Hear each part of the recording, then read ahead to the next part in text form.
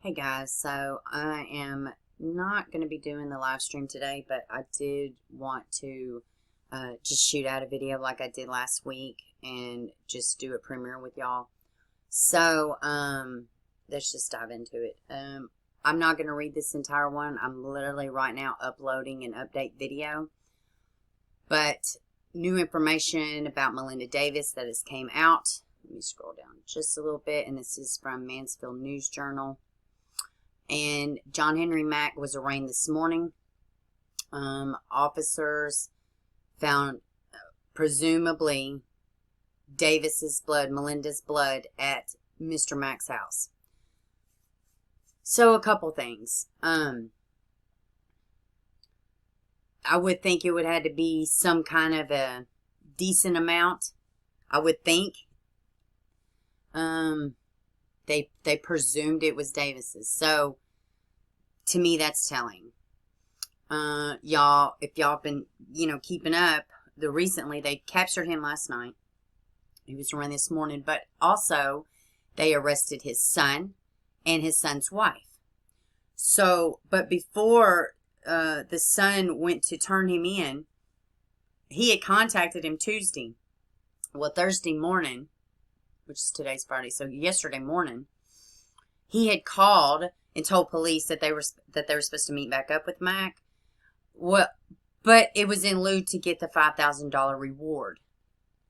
So, but what happened to these knuckleheads is they wound up getting an obstruction charge, obstruction of justice. So, I'm about to read a little bit on that. Melinda is still missing. Her Jetta is still missing. The Mac, he had the nerve to tell one of the correction officers that they wasn't going to find any DNA on him because he's got brand new clothes. So, I mean, to me, that's a very grandiose statement. Looking every bit like he's about to spend the rest of his life in jail. Let's see. Now, this is the daughter-in-law. This is John Henry Mack's son's wife. Now, I read something earlier from what was supposed to be a family member of hers. And they were just kind of like, which I didn't put it in the last video for a reason. But because now I know more, they were culpable. They had contact with him. I mean, they probably could have tracked him down 2 days ago if they would have called before yesterday morning when they initially made contact with John Henry Mack. But this person was saying that there was a massive mob at their house and that they had to leave. Like, people had descended. Where is Melinda? And, what he just called as a mob. And it reminded me of what's going on with the West Boys and things like that. And, yeah, people deserve answers. She's still missing, this, that, and other. But when it comes to the extended family, like, I think this was an uncle, perhaps, that was speaking. It's too much, man. It's too much. Keep it, I mean, if you have to have the mob mentality, why don't you focus on people exactly involved? Y'all, everybody mess with extended people, and it just gets in the way of police. That's just my personal opinion. I hate seeing that. But what I hate seeing more than anything is women and children going missing all the damn time. And this guy, smiling, I have been very reserved or whatever, but by the time I was at the end of this article where they was just trying to get reward money, not do the right thing, nothing else, just concerned about, getting the reward money, when you got 4 children devastated over their mother, it's a little much. Young or not, that's wrong. I don't know what in the actual hell goes on with our youth anymore. And they're kids. I mean, that says it all too. They're also kids, Alexandria Mack and Javen Mack were interviewed by detectives according to sheriff's report. And they said that they went to the home of Mack Jr.'s ex-wife, Robin Mack, on Tuesday while Javen was working on a vehicle. Mack Jr. came from behind a barn and made contact with them. During this time, they set up a meeting For Thursday, both Alexandria and Jabin agreed to pick Mac Jr. up at his work in Columbus. 4:01 Thursday, they met Mac Jr. at J.B. Hunt and drove back to Mansfield with Mac Jr. in the back seat. According to sheriff's report, Jabin called the Shelby Police Department on Thursday, wanting to turn in John Mac Jr. for the $5,000 reward money. So much for being loyal to your dad, huh? Oh my goodness. So that's what's going on with this case. Meanwhile, this sweet woman is missing. Her children are devastated, and we wait for answers. I pray to God they find her car, they find her. I just, it was very disheartening about the blood at his house. So, and honestly, guys, that's really all I got for this one. I got a few other stories I wanted to talk to y'all about. But, while y'all are watching this, presumably we'll be chit-chatting in the chat. So, we're just going to continue to pray for Melinda and for her kids and for her extended family. And it's just been a group effort. They have just been on it. So, yeah. All right, guys, here's my next one that I wanted to talk to y'all about. Oh, sorry, y'all. So this is a missing person case out of Chicago. I seen it a few days ago, and I had planned on talking about it today. This says, Uptown man, dear friend of local music scene, has gone missing, family says. This is Lane Campbell. He was 50. Well, he is 50, excuse me. Let's see. Friends and family of an Uptown man are appealing to the public for help after a Northwestern University lawyer and fixture of Chicago's music community hasn't been seen in a week. Now, this article came out the 25th, and he was last seen February 19th. Lane G. Campbell, 50, lives in the 900 block of West Belle Plaine Avenue and was seen on February 19th. His loved ones said in a statement Thursday his mysterious disappearance is now being investigated by police and private detectives. But Campbell's family said they hope going public will also help them find him. Campbell was last seen February 19th at his girlfriend's home in the suburb of Oak Forest. While his girlfriend was out, Campbell left the home that morning and appears to have traveled back to his uptown apartment, family said in a news release. Let's scroll down. His personal belongings he had with him in Oak Forest were found in his uptown apartment when Campbell's girlfriend and police inspected the place that evening of the 19th. But Campbell was not at his apartment, and it is unclear where he may have gone. Jerome Hughes, a friend of Campbell, said Campbell did not take his car to visit his girlfriend, so it's not known how he traveled back to Uptown. His car was parked near his apartment when his girlfriend and police went looking for him.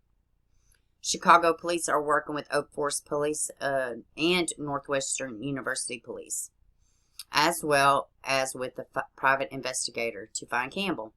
No leads have yet been communicated, Campbell's family and loved ones said in a statement. Campbell has lived in Chicago since 2000, except for a stretch in Connecticut from 2008 to 2010, 2 years. He works at Northwestern Office for Research. The university has been in contact with his family and is providing police with information that will help aid in his swift and safe return. Let's see. Campbell is a well-known figure in the Chicago music scene, and members of the music community locally and nationwide are helping gather information on his whereabouts. Let's see. Let's see if there's anything else. All right. He's a connector, Hughes said of Campbell. If somebody had just come to Chicago, he would help them out. He was just an open soul. Oh, I love that. Campbell is described as 6'2", white man weighing 240 pounds. He has blue eyes, brown hair, and a gray-brown beard. He was last seen wearing a navy Patagonia coat, I probably butchered that word, with the customized patch that reads Flappy. And I'm about to show y'all some pictures in a second.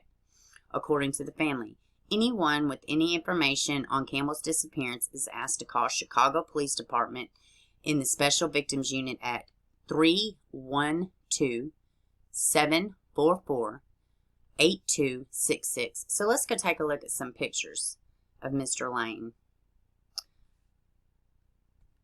Okay, so here is a picture of him with that jacket that they were talking about, and they have it circled. Let's look at some of these other pictures. Now, this flyer right here, it has a couple different pictures, and it says he's wearing brown olive green zipper with a light gray northern lumber skull cap, and they have it circled right here. The people in this group, this is a Facebook group by True Crime Sisters, and the people in this group, they are so informed. I don't know if it's a family member or what, but they are on top of it. Here's a close-up of that flyer we were just looking at. Just shows you a couple different angles of what he looks like. So here is the timeline. February 19th, his girlfriend sees him that morning at her home located on Walnut Road. 7:59 a.m. He's seen on camera driving his girlfriend's car at a Shell gas station located at 15901 Crawford Avenue in Markham, Illinois. His last phone ping is back in Oak Forest. His family contacts law enforcement when he misses a regularly scheduled phone call with his dad, and his girlfriend is unable to reach him. That evening, law enforcement and his girlfriend go to the apartment located on Belle Plaine Avenue in Chicago. Lane's car is there. His overnight duffel bag that he had at his girlfriend's house is also there. It is assumed that Lane has his key, wallet, and phone with him. Things to note. Lane did not originally drive his car to his girlfriend's house. It's not suspected that he utilized his car at all that day. As of yet, there is no mention of a ride, shares, sightings, or public transportation. So we're just going to watch this little short news snippet, and it just, it just tells you what originally happened, and here we go. Of a missing Northside lawyer is hoping that you can help bring him home safely. Brittany Garzillo joins us with his story. Brittany. Yeah, Anthony and Sally. 50-year-old Lane Campbell is an attorney, and he works at Northwestern University. He was last seen on Friday, and now his friends, family, Chicago police, and a private investigator are working to find him. Here is a photo of Campbell. Police say that he is 6'2", 240 pounds, has blue eyes and brown hair. A private investigator who was hired by the family says Campbell was last seen at about 7:30 Friday morning at his girlfriend's house in Oak Forest. The PI says his girlfriend was with him, but then left the house. The two were supposed to meet up in Chicago for lunch later that day, but the private investigator said on the... So, let me rewind this a minute. Hold on, let me rewind this a second. I missed something. So, they were supposed to meet up to eat. Well, I guess maybe that's just a minor detail that they didn't mention. I know that they said that she couldn't get hold of him. Sorry about that, y'all. And they all went to Campbell's house located on the 900 block of Belle Plaine Avenue. Inside, they found a bag with his belongings that was at his girlfriend's house earlier in the day. His friends say this is totally out of the blue. There are a lot of people who care about him It's and an want him to come attorney, home. though. So the main thing we want is, we want him home, but we want to know that he's safe. Sure. Northwestern University says that Campbell is a respected staff member. Anyone with information is asked to call Area 3 detectives. Sally and Anthony. Okay, so, and this is just another webpage I found. What is this? Patch.com. And here's just a couple pictures. Here's kind of a body image, somewhat of a body image. But, yeah, guys, so, stay peeled. Be on the lookout in the Chicago area. He's 50 years old. He has been missing. Last day he was seen was February 19th. It is March 5th right now. So, very well respected. He's an attorney for the university. So, he needs to be found. So, just bringing awareness to y'all. So I'm gonna talk about another missing persons case, and I'm just going to highlight it, but I really want y'all to go check out Ike and Mel's video that he did last night. It was like 45 minutes. It was great. It was an interview with the girl's mother. So let's just take a look at her case. Okay, so in fear that I will butcher the entire name, I'm just going to say Yesenia Rosario. I got halfway through the interview that Ike and Mel did with her mother. She has been missing since 2010. The interview was done so well, and my God, my heart went out to this mother. And you know, I hear a lot of times, and maybe it's just, I don't blame them. I'd feel the same way. Nobody's ever going to do enough until the child's found. Maybe it's that, but a lot of moms, they talk about how short the detectives are with them, or just not personable. It's just, I don't know. And maybe detectives, maybe officers, they run out of things to say after so long. I don't know. But thank God for the cases that are out there to where, you know, and I know y'all seen them, y'all that follow true crime, to where they're on it and the detectives, they're just shook until the case is solved. So anyways, this is from the Charlie Project. They do a great job on documenting missing people and children. So let's just take a read. And please, please, please, I'm going to link it in the description box. Go check out Ike and Mel. He is bringing light to this case. It is an old case, and it needs exposure. It needs to be brought back up.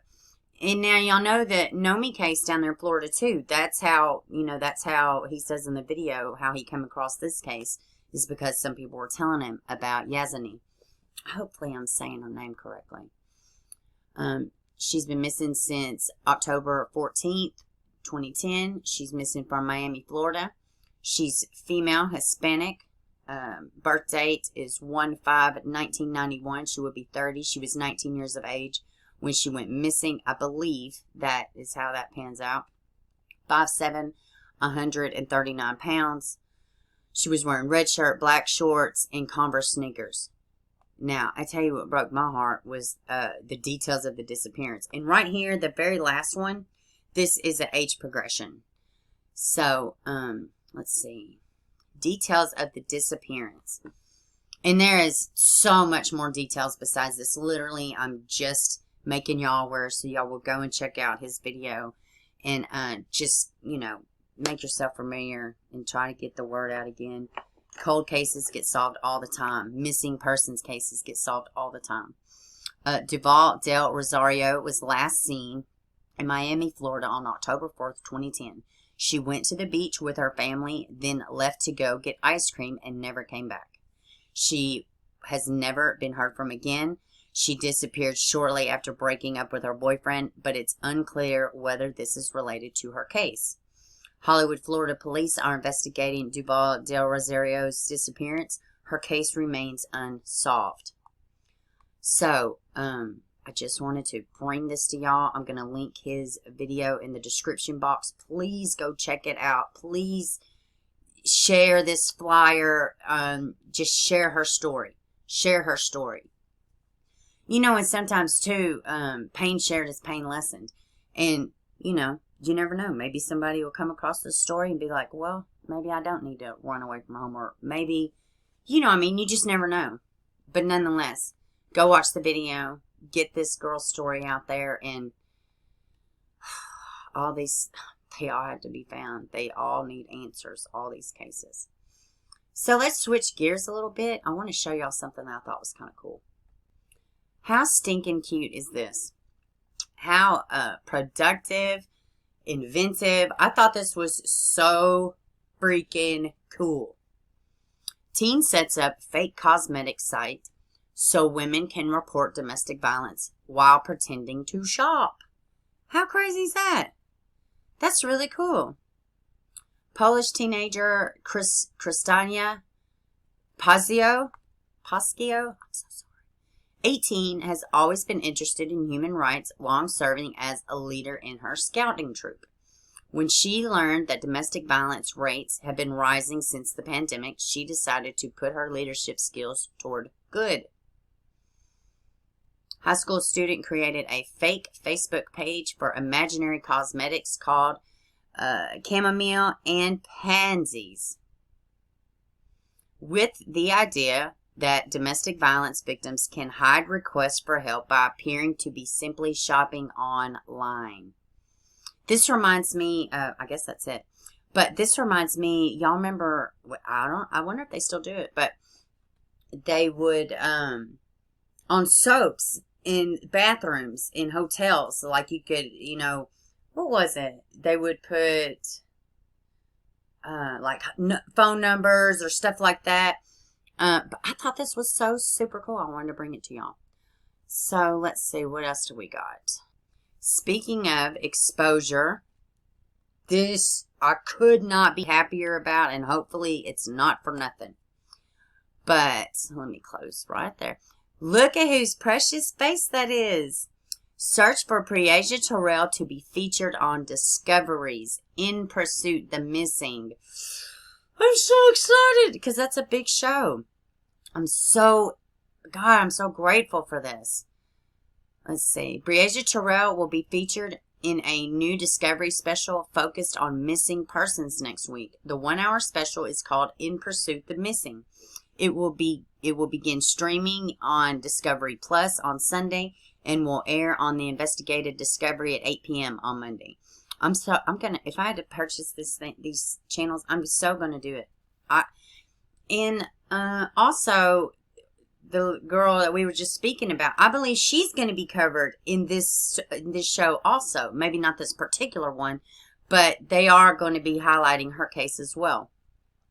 Let's see. Host Callahan Walsh will showcase missing children's cases that urgently need your help of the public to solve. Let's see. Hold on. Let's see.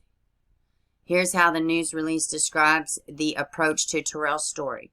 Walsh, a child advocate for the National Center for Missing and Exploited Children, will profile the disappearance of Breasia Terrell from Davenport, Iowa.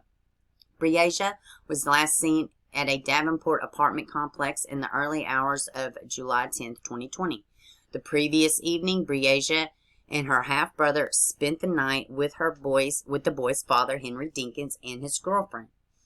Dinkins has been named a person of interest in Breasia's disappearance, but has not been officially charged in the case.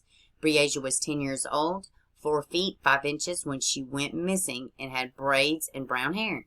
She was last seen wearing a white shirt, white shorts, white and pink flip-flops.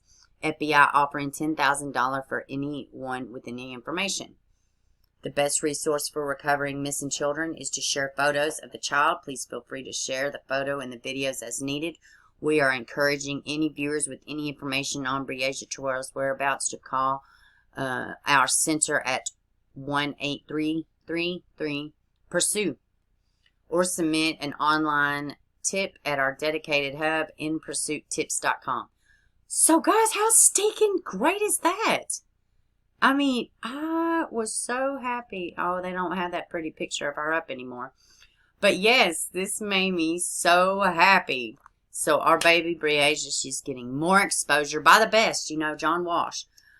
So that is amazing. I knew y'all would love it. So I think this is going to be the last one I talk about today. And I was going to, and there's not like more breaking information in the James Hutchinson case. Okay. Sorry. I had to. All right. So let's talk about this. All right. So James Hutchinson, nothing really came out. But weird information. So the boyfriend that was charged with her, apparently that is her sister's ex-husband. So just another ick factor. And break your freaking heart news. His school has started a fund. The James You Are Loved. Oh my God. Doesn't it hurt? Doesn't it just like, what did this baby go through?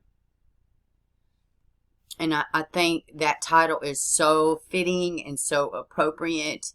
Because look at this sweet baby, and he was just so excited and he loved life. And I just think he would have thrived if he had love if he could feel it. So I think this title is so appropriate because he was loved. He is loved. And let me tell y'all what this fund is for. And it is put on by little James's school. And I would assume his siblings go here too. Well, as a matter of fact, they do. So let's read. The Middleton School District, Middleton Police Department, the City of Middleton, along with the faith-based support groups, opened the James You Are Loved Memorial Fund at First Financial Bank. Sorry, y'all. First Financial Bank. The purpose of the Memorial Fund is to provide monetary support for James's two siblings, Rachel and Lucas. 100% of the donations received will go to the siblings. The proceeds will not be used for funeral expenses as arrangement. Sorry, I'm getting tongue-tied. The proceeds will not be used for funeral expenses as the arrangements have been generously donated. Thank you, God. How to donate. To make a donation, you can visit or send an e-check to any First Financial Bank branch using the name James You Are Loved Memorial Fund. You can mail a physical check to Middleton City School District, 1 Donham Plaza, 4th floor, Middleton, Ohio, 45042, to the attention of James You Are Loved Memorial Fund. These entries hope the James You Are Loved Memorial Fund will make the difference in the lives of James' siblings. Every child is deserving of love. Every child is deserving of love. As a Middle family, we love James dearly, and we will continue to love Rachel and Lucas. There is hope for a brighter future, said Marion Stiles Jr., Superintendent of Middleton City School District. I'm going to be linking this in the description box. If you feel on your heart to donate to these siblings, please do. I'm going to. And that's really all I got for y'all. Sorry, it's a little emotional. It's a lot of sad stuff going on. Sorry, no live stream. I just had a lot going on here, and y'all love me, I love y'all, so we work it out. Those who matter know exactly what's going on. Anyways, please share this foundation to your Facebook groups. I'm going to post it in the description box. Y'all make sure you like, share, and subscribe. It's super important. If you have to dislike, you hit it twice. I love y'all. And oh my goodness, y'all, so real quick. I was editing. And I was watching the end. I was like, oh my God, they're going to think you're over here. Like, y'all, these stories are heavy and sometimes I cry. I know that was a little dramatic there at the end. And yeah, these stories kind of get to me sometimes. But just a little disclaimer. I'm okay. I'm in the moment a lot of times. So, and that's it. But, I just didn't want y'all questioning my stability or anything. Not that I truly care. And y'all know I'm going to keep coming back. So, anyways, I love y'all big. Those who continue to support me, y'all freaking rock. And those that are new, you rock. And those that don't like it, you rock too. Because it all works. I love y'all. And I will see y'all Monday.